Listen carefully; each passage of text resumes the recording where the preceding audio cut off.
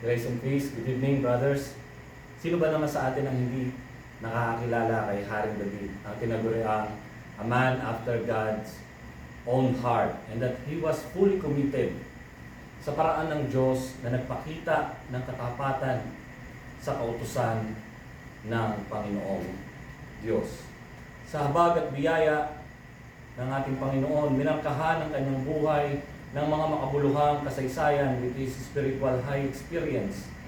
Tulad ng kanyang hindi natitinag na pananampalataya sa Diyos nang harapin niya ang higanting si Goliath. At maging ang kanyang mga spiritual lows, kabilang ang kanyang kasalanan with Bathsheba, kung siya ay nangalunya hanggang sa siya ay pumatay. At ang mga sumunod na naging bunga pa ng mga kasalanan, kanyang kinasangkutan. Sa kabuuan, ang kaugnayan ni David sa salita ng Diyos at ang kanyang mga tugon sa mga utos ng Diyos ay nagtatampo ng kanyang pagkaunawa sa pangangailangan ng pagsunod sa banal na patnubay para sa matuwid na pamumuhay.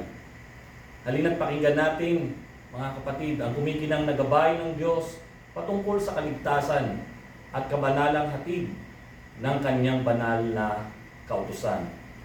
Ito'y nararapat lamang nating sundin kung nais nating mamuhay sa liwanag ng kanyang kaluwalhatian. Samahan niyo akong basahin ang Psalms 119, 9-16. Ako'y bumabasa sa English Standard Version. Ang sabi dito, how can a young man keep his way pure by guarding it according to your word? With all my heart I have sought you. Do not let me stray from your commandments. I have hidden your word in my heart, that I might not sin against you. Blessed are you, O Lord. Teach me your statutes. With my lips, I proclaim all the judgment of your mouth. I rejoice in the way of your testimonies, as much as in all riches. I will meditate on your precepts and regard your ways. I will delight in your statutes. I will not forget your word. Ang salmong ito ay tinawag na acoustic poem. Parte ng pinakamahabang chapter sa Bible, which has 176 verses. At ang pinakamahabang awit ng psalmist na kung saan each is set of 8 verses begins with a letter of the Hebrew alphabet. Ayon sa ancient tradition ng mga Israelita, ay si King David daw ay ginamit ang awit na ito to teach his young son Solomon the alphabet of the spiritual life by using the Hebrew alphabet. Well, that's good and it could be. But take note na hindi tiyak kung si Haring David nga ba talaga ang human writer, but traditionally it was attributed to him. So kung hawak nyo ang inyong mga English Bible, ay makikita nyo sa bawat parte ay may heading sa umpisa. Verses 1 to 8 ay mababasa ninyo ang Aleph. And then, etong pag-aaralan natin from verses 9 to 16 ay magsisimula naman dun sa pangalawang letra ng Hebreo, ang Bet. And then, 17 to 24, makikita nyo naman dun yung Gimel. And so on and so forth. And those are the letters of the Hebrew alphabet. So just take note, kung nais ninyong i-memorize ang Hebrew alphabet, just go to Psalms 119. There you can start learn the 22 letters of Hebrew alphabet. And please take note that the psalmist's conclusion of the whole matter ay nasa verse 105, where it says, your word is the lamp of my feet, the light of my path. The original audience was obviously the ancient Israelites. But hindi tiyak ang petsa kung kailan ito exactly na isulat. But ayon sa mga Bible scholars ay most probably it was written during the post-exilic period. Ano ito? Ang mga Ang mga Israelita kasi dati ay napilitang maglabasan ng kanilang bansa dahil sa hinayaan sila ng Diyos na masakop ng mga Babylonian or Persian Empire. Ang tanong is, bakit sila hinayaan? Well, for one reason, certainly sapagkat hindi sila sumusunod sa salita ng Diyos. So yan ang exilic period. Lumabas sila. Now, since ito nga ay post-exilic, ibig sabihin, natapos na ang pagkakasakop nila at binigyan na muli sila ng kalayaan ng Diyos na makabalik na sila sa kanilang bansa. At during those time nga, ang basic na tanong nila bilang mga natuto na sa kanilang mga pagkakamali ay ganito: paano tayo makakalakad ng may tamang pakikipagrelasyon sa Diyos? Paano natin may iwasan ang mga pagkakamaling ating nagawa at nang hindi na muli nang mangyari sa atin ang kaparusahang or pagpapalong ating dinanas? Let me draw your attention tonight sa 4 na kapamaraanan ng Diyos upang tayo ay makalakad ng may tamang pakikipagrelasyon sa Kanya, kadalisayan, at kung paano natin may iwasan ang mga pagkakasala. Una, sa verses 9 to 10, sumunod sa banal na salita. Sumunod sa banal na salita. Verse 11, isa puso ang banal na salita. Isa puso ang banal na salita. Pangatlo, verses 12 to 14, magalak at ipahayag ang banal na salita. Magalak at ipahayag ang banal na salita. Verses 15 to 16, isa-isip at manatili sa banal na salita. Isa-isip at manatili sa banal na salita. Pinamagatan ko itong sumunod lamang sa direksyon ng Diyos na banal. Ang kabuuan ng Psalms 119 ay tungkol sa mga benepisyo ng katapatan sa salita ng Diyos, at the same time may kinalaman din ito sa mga panganib ng pagtalikod or pagbaliwala sa salita ng Diyos. Binibigyan diin ng may akda ang patnubay nito sa moral at espiritual na mga bagay at ang pagpapahayag nito ng debosyon, pagmamahal sa Diyos, at ang pangmatagalang kaugnay nito para sa mga mananampalataya na naghahangad na isama ang kanilang pananampalataya sa kanilang pangaraw-araw na buhay. Himayin na po natin ang mga talata. Sa section na ito ay nagsimula sa tanong at ang sagot ay nasa pag-iingat sa landas ng isang tao ayon sa banal na salita. Ito ay nagpapahiwatig ng koneksyon sa pagitan ng moral at kadalisayan at pagsunod sa mga utos ng Diyos. As we go through, nais kong panatilihin yung isa-isip at the back of your mind ang rhetorical question. Verse 9 is a rhetorical question. How can a young man keep his way pure? Alam niyo yung tanong na ito ay strategic. Ginamit ito upang maihatid ang ipinangakong sagot. What do I mean? Kumbaga, sa pagbuo ng expository preaching, ay importante at the beginning to surface a need. And so, make sure that you will answer that faithfully from the biblical perspective as you promise. Now, since ang bahagi nga dito ay young man, ang binabanggit nga dito ay young man, ibig sabihin ba ay ang teaching na ito ay para lamang sa kabataang lalaki? Siyempre, maging sa mga kabataang babae ay kasama na. So para bakit ito ba ay para lang sa mga kabataan? Well, yes, young men and women needs clear instruction and extra attention due to their adolescent period, because like you and me, galing tayo doon. At katulad nila, they were also prone, mga maturing Christians, to keep on sinning from bad to worse. Since all of us ay pinaglihi sa kasalanan, sabi ng ni Haring David din sa Psalms 51:5, due to the original sin, we all sabi niya doon sa 51:5, pinaglihi tayo sa kasalanan. Sa tiyan pa lang ako ng nanay ko ay pinaglihi na ako sa kasalanan. So yan po ay dahil sa minanangan nating kasalanan, so-called inherited sin. We all fall short of the glory of God, sabi ni Paul sa Romans 3:23. Walang matuwid, wala kahit isa, Romans 3:10. Kung kaya ang bawat tao kapag walang banal na salita sa kanilang puso ay siguradong ang pamumuhay niya ay magiging immoral in every way. Most probably, nung isinulat ito ng psalmist ay matanda na siya. Hitik na ba ang experience? Ika nga. And here, he was reflecting.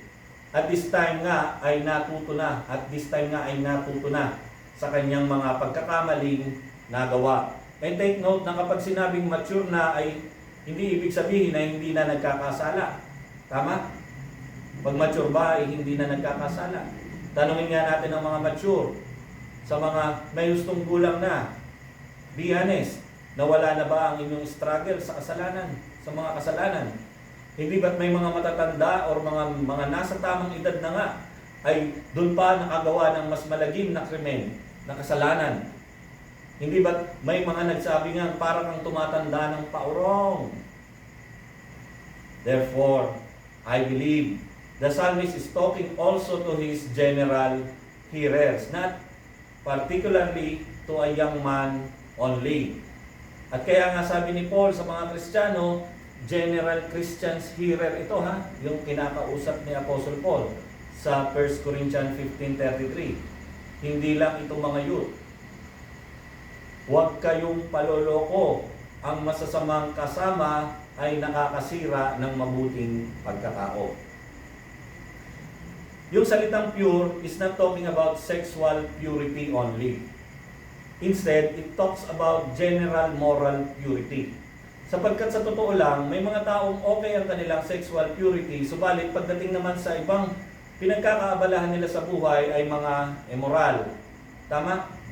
Okay ang kanilang okay ang kanilang sexual purity, pero unethical naman ang kanilang pakikipagkapwa-tao. Kung paano sila makipag-usap sa tao, paano nila itrato ang kanilang kapwa, ay makikita natin na imbalance. Tama? So the idea ng purity dito ay sa lahat ng aspeto ng ating pamumuhay at alam nating lahat na ang purity ay hindi madaling landasin. But take note na utos ng Diyos na tahakin natin ang masikip na landas na ito. Sabi sa Matthew 7:13-14. Inote nyo yan. At ano pa ang sabi niya? Be holy because I am holy. Tandaan natin ito mga kapatid. Maintaining purity requires what? Self-discipline rooted in faith. Self-discipline rooted in faith. Ang ating kaligtasan ay monergistic. Ibig sabihin, 100% nagawa ng Diyos by His grace alone, in Christ alone. But then, ang proseso ng ating pagpapabanal or progressive sanctification, tawag nga dyan sa systematic theology ay synergistic naman. Synergistic. Ibig sabihin, may mga bahagi tayong gagampanan. There is human responsibility. So, if we don't act responsibly, anong maaaring mangyari? Kakainin tayo ng buhay ng sistema ng mundong ito. Babalik lang tayo sa mga dati nating kinagawian ng kasalanan. Ang sabi sa sa John 2:16-17, for everything in the world, the lust of the flesh, the lust of the eyes, and the pride of life comes not from the Father but from the world. The world and its desires pass away, but whoever does the will of God lives forever. However, the psalmist is giving us here the list of human responsibilities to do as we live by faith. And it's not suggesting or giving us an option. At hindi siya nagbabasakali. Instead, it is the only way to walk in God's holiness. Alam ng Diyos na hindi natin mape-perfect na sundin yan. Actually, kahit pasang-awa, wala ni isa sa atin. Nasusulat, wala. Matuwid, walang matuwid, wala kahit isa. So it's very clear that through Jesus Christ alone, na ating role model, ang ating naka-perfect, ang tanging naka-perfect sa banal na kautusan ng Diyos. Subalit sabi sa John 17 to 19, ipinag-pray tayo ng Diyos. Ang sabi niya, sanctify them by the truth. Your word is truth. As you send me in the world, so I have sent them into the world, and for their sake I consecrate myself, that they also may be sanctified in truth. Paki-highlight nyo po, I consecrate myself, and then ang sabi niya, that they also may be sanctified in truth. So in line with that, let us move on to the first point. Ang sabi po sa verse 9b hanggang 10, immediately is the provided answer. Ang sabi po doon, by guarding it according to your word. Kapag ating sinusunod or nilalagay ang banal na salita ng Diyos sa ating buhay, tayo ay makakaasa na poprotektahan at siguradong ilalayo tayo nito sa mga maling gawain.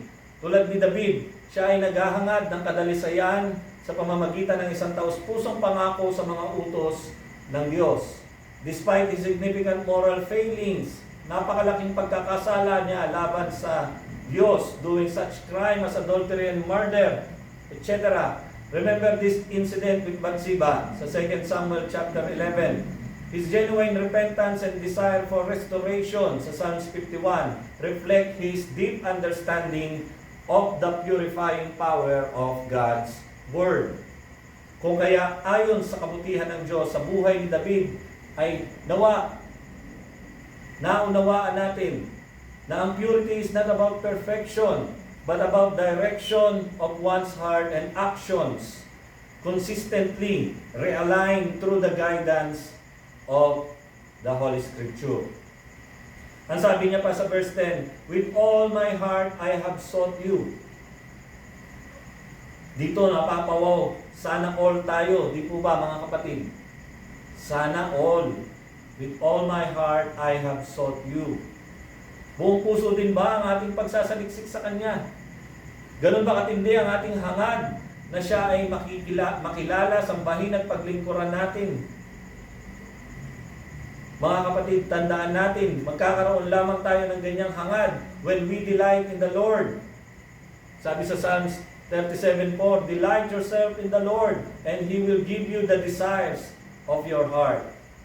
So binibigyan din niya ng may buong katapatan at tindi ng pagnanais na magkaroon ng kaugnayan sa Diyos. At ano ang sabi ng Diyos sa Jeremiah 29:13, you will seek me and find me when you search for me with all of your heart. Ano pa ang sabi ng psalmist? Do not let me stray from your commandments. Makikita ang pananampalataya ng psalmist na soberenya ang Diyos. At alam niya na madali lamang magsalita o mangako sa Diyos, but napakahirap ang isa pamuhay at i-maintain ito. Tama? Alam niya 100% ay maaari siyang sumablay muli-muli. Kung kaya siya ay dumadalangin, huwag mo akong pabayaan. Ika nga sa Kawikaan 19:27, anak, kung hindi ka nakikinig sa mga pangaral para maituwid ang iyong pag-uugali, tatanggihan mo ang mga turo na nagbibigay ng karunungan. Kung kaya buong puso niya ang kinikilala na kailangan niya ang tulong ng Diyos upang mapagtagumpayan ang mga kahinaan niya, ang mga tukso at ang mga pagsubok.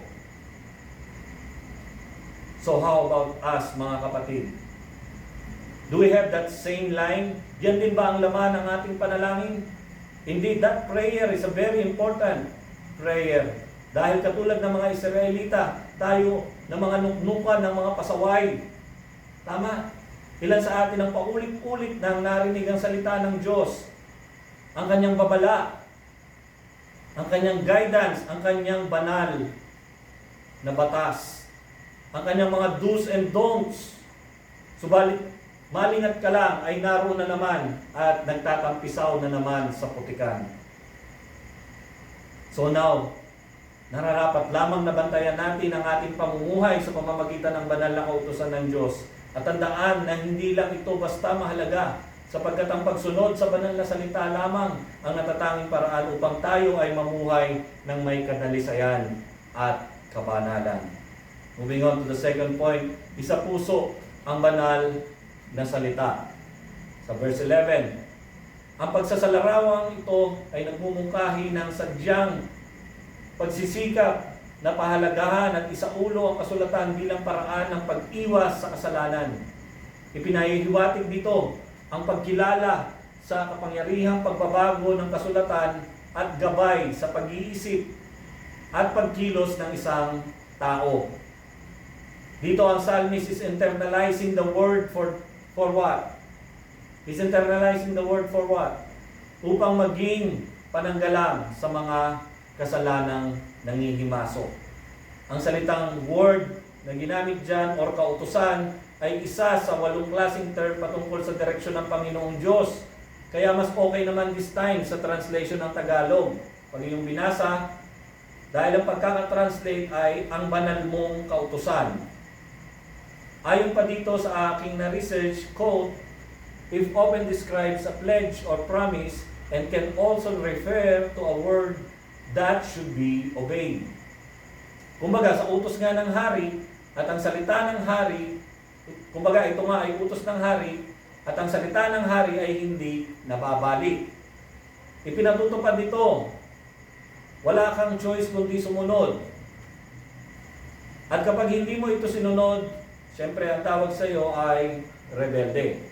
Violator ka. You're rebelling against the king. Tama? So, ano ang sabi sa puso? Ano ang sabi niya pa dito? Sa puso ko iingatan ang banal na kautusan. In English, it also means stored up, which would be a better translation nito. So, iniimbak niya ang salita ng Diyos sa kanyang puso upang protektahan siya mula sa mga panlilinlang ng dyablo at sa kanyang sinful nature. Tunay nga ang pag-iimbak ng banal na salita sa ating puso ay natatanging paraan upang makasurvive tayo sa corrupted world na ito. Kaya nga ang sabi niya dyan, upang hindi magkasala laban sa iyo kailanman. Ang tendency kasi, since makasalanan nga tayo by nature, ay kapag wala tayong iniimbak na banal na salita ay hindi tayo nagpo-focus malamang at malamang nga lilihis na naman tayo ng landas. Kaya nga po kung talagang isinasa puso natin ang salita ng Diyos ay yan din po naman ay tiyak na mamumunga at magagamit natin sa ating pang-araw-araw na pamumuhay. Ika nga, lalabas at lalabas ang ebidensya ng iyong pananampalataya. Si David ay tinaguri ang a man's God's own heart ayon nga sa 1 Samuel chapter 13 verse 14 and Acts 13 verse 22. In other words, sangang dikit. Sangang dikit po si David sa Panginoong Diyos. Obviously, hindi dahil sa wala siyang kasalanan, ngunit dahil sa biyaya ng Diyos ay natutunan niyang iayon ang kanyang mga hangarin at kalooban sa Diyos sa pamamagitan ng pagtatago ng salita ng Diyos sa kanyang puso. David aimed na mamuhay sa paraang nakalulugod sa Diyos na nagpapakita ng isang huwarang taos-pusong debosyon at pagsunod. Kamusta mga kapatid? Kamusta po ang laman ng ating puso ngayon? Indeed, ang lahat ay lantad sa kanyang paningin. Meron kaya siyang nakikitang banal na salita sa ating puso?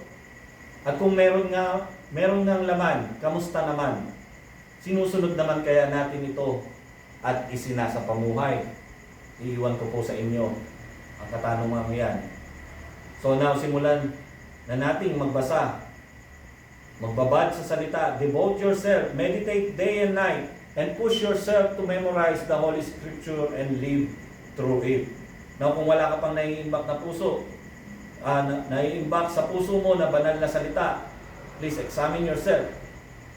Dahil ang mga tunay na binago na ng Diyos ay uhaw sa banal na salita ng Diyos at nag-iimbak sa kanilang puso ng banal na kautusan ng Diyos. Next is, magalak at ipahayag ang banal na salita ng Diyos. Verses 12 to 14. Ang mga verses na ito ay nagpapakita ng matinding pananabik para sa banal na pagtuturo. Isang pangako ito na ipahayag ang mga batas ng Diyos at isang kagalakan na pagsunod sa mga utos ng Diyos na higit sa material na kayamanan. Kinikilala ng psalmist ang pagpapala ng Panginoon and humbly asking for more wisdom. Ito ay sumasalamin sa isang pagkilala sa kahalagahan ng banal na pagtuturo at pagpapasakop sa mga utos ng Diyos.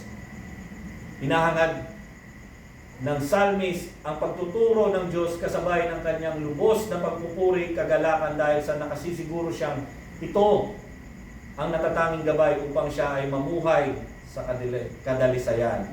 Wala nang ibang paraan. Ang salitang teach me dito o turuan mo ako ay 11 beses na ginamit, inulit, request ng psalmist, particularly dito sa Psalms 119. At 8 doon ay kahilingan niya sa Panginoong Diyos na turuan siya ng kanyang batas. So here in verse 12, the psalmist was seeking for righteousness. Sa buhay ni David, who consistently sought God's guidance, recognizing na ang tunay na karunungan at pangunawa ay nagmumula sa Panginoon. Whether as a young shepherd, facing Goliath, or nung siya ay na-appoint na maging hari, making decisions for Israel. David understood the importance of God's statutes in guiding his action and decisions. Kung kaya nga, David's life underscores the importance of seeking God's will through prayer, scripture, and a heart open to learning.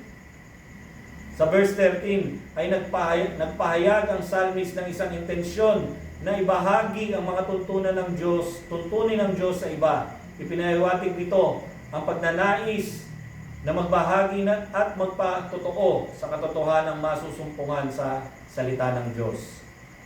Ang commitment ni David sa pagpapahayag ng mga batas ng Diyos ay kitang-kita sa kanyang mga awit, hindi po ba? Which often declare the virtues of God's commandment at ng kanyang katarungan sa pamamagitan ng kanyang mga tula na nilikha at musika. Tinuruan ni David ang mga Israelita sa paraan ng Diyos na hinihikayat silang sundin ang landas ng katuwiran. Kung kaya nga, ang ganitong aspeto ng buhay ni David remind us, mga kapatid, sa kahalagahan ng pagbabahagi ng banal na salita ng Diyos sa ating kapwa.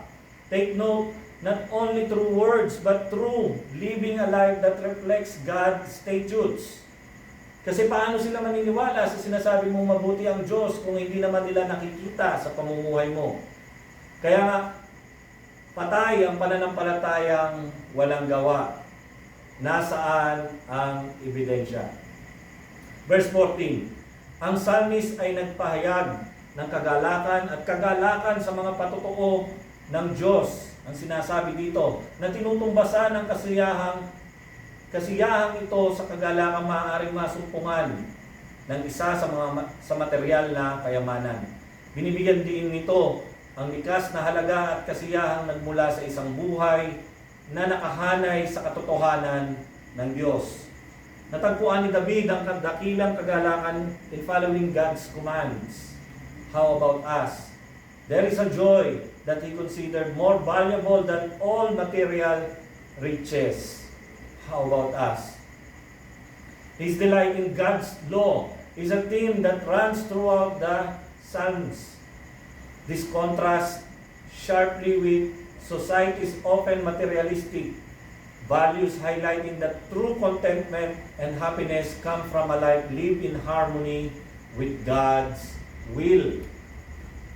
Indeed, higit pa sa kagalakang dulot nitong kayamanan.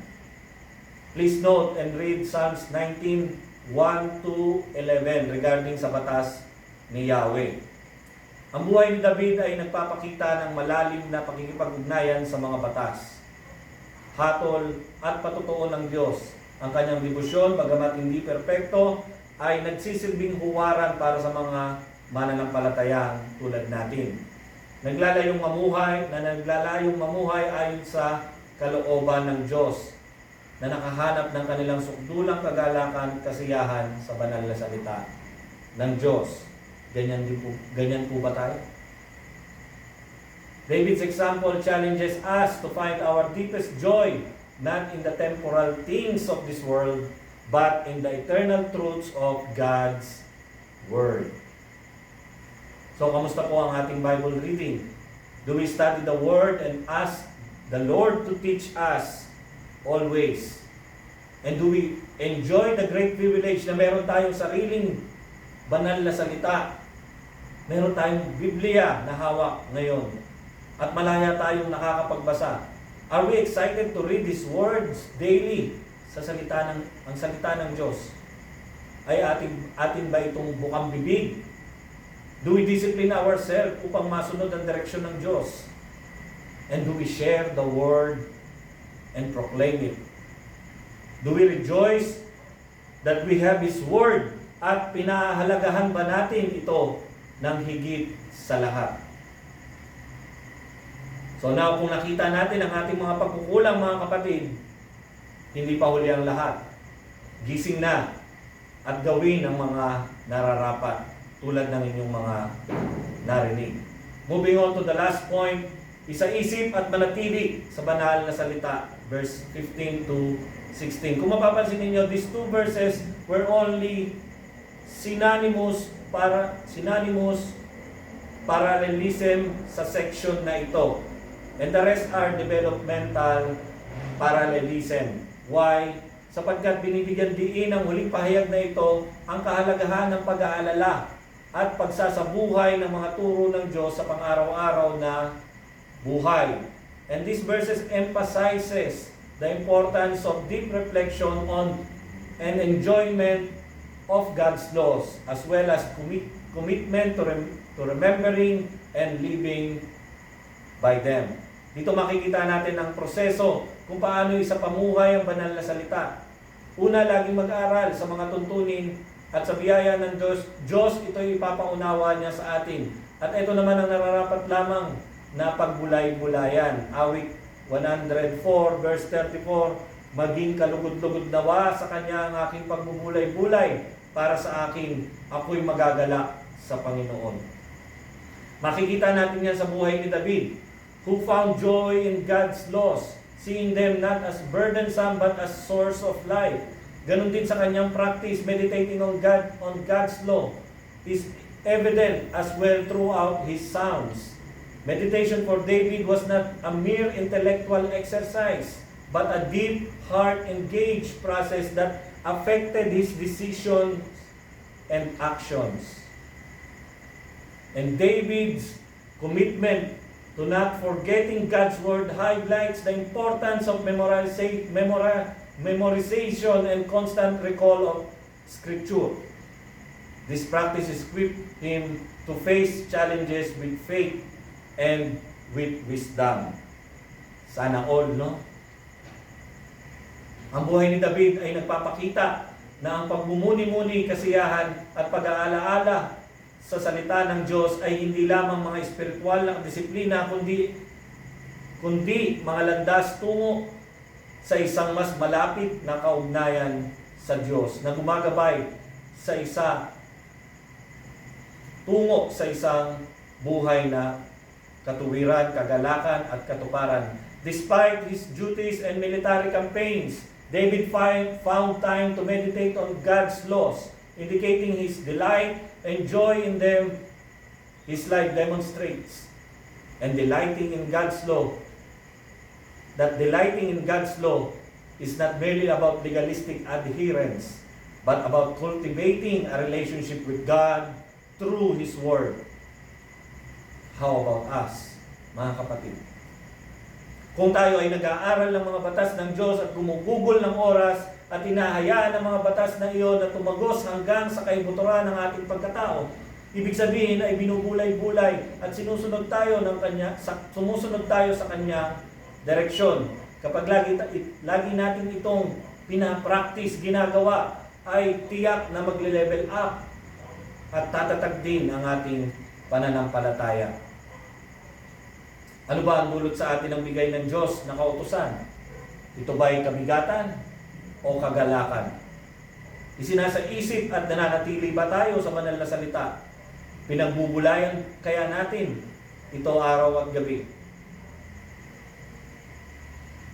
Tayo ba ay nakatuon at nananatili sa mga tuntunin ng Diyos o sa mga tuntunin ng mundong ito at sa sariling kapakanan natin? Iiwanan ko po sa inyo ang tanong na yan and answer it between you and God. Oras na upang siyasatin natin ang ating sarili, higit sa lahat, tulad ng dalangin ng psalmist sa Psalms 139:23. Search me, O God, and know my heart. Try me and know my thoughts. There we have ang apat na kapamaraanan ng Diyos upang tayo ay makalakad ng may tamang pakikipagrelasyon sa Kanya. Kadalisayan, kung paano natin maiiwasan ang mga pagkakasala. Una, sumunod sa banal na salita. Pangalawa, isa puso ang banal na salita. Pangatlo, magalak at ipahayag ang banal na salita. Pangapat, isa-isip at manatili sa banal na salita. Sa kabuuan, kitang-kita ang intimate relationship ng psalmist sa Panginoong Diyos. At ang pagkauhaw niya sa direksyon ng Diyos sa katuwiran, kabanalan. Sa pamamagitan ng mga verses na ito na ating hinimay, mabisang ipinahayag ng psalmist ang tema ng paghahanap sa Diyos ng buong puso, pagpapahalaga at pagsasabuhay ng salita. Pagkilala sa pagpapala ng banal na pagtuturo, pagpapahayag at pagbabahagi ng mga tuntunin ng Diyos, paghahanap sa kagalakan sa mga patotoo ng Diyos, pagsasanay sa pagmumuni-muni at pagtuon ng puso't isipan at pangakong alalahanin at mamuhay ayon sa mga batas ng Diyos. Kung kaya sumunod lamang sa direksyon ng Diyos na banal, ng ating ma-enjoy ang kaluwalhatian ng Diyos at mamuhay ayon sa kaluwalhatian niya. Ika nga ng Westminster Confession of Faith, Shorter Catechism. The man's chief end is to glorify God and enjoy Him forever. And that living principle, of course, ay mula sa Ecclesiastes chapter 12, 13-14, where it says, the end of the matter all has been heard. Fear God and keep His commandments. For this is the whole duty of man. For God will bring every deed into judgment with every secret thing, whether good or evil. Nawa, nakita natin obviously na isinulat ito ng psalmist noong siya ay naging wise na ayon sa biyaya at habag ng Diyos. Matapos niyang maranasan at ma-realize ang mga pagkakamali sa buhay noong siya ay sumuway at binaliwala ang banal na kautusan ng Diyos at sinunod ang kanyang sarili. Kung kaya mga kapatid, kung nakita natin ngayon ang ating sarili na nasa kalagitnaan ng pagkakasala, oras na upang sumunod sa iginawad na daan, katotohanan at buhay ng Diyos. Ang banal na salita na nagkatawang tao, wala nang iba kundi si Kristo Jesus, na siyang sakdal na isinapamuhay ang banal na kautusan ng Diyos, isinapuso, nagalak at ipinahayag ang banal na salita, isinaisip at nanatili sa kautusan ng Diyos, nanatiling tapat sa kanyang Ama hanggang sa huling hininga dito sa mundo noong siya ay nagkatawang tao. David is imperfect, but Jesus Christ is the only perfect man. A God-man. And as we have seen Christ's likeness sa buhay ni David on this wonderful section of the longest Psalms, I pray na makita rin nawa si Kristo Jesus sa buhay natin. God bless.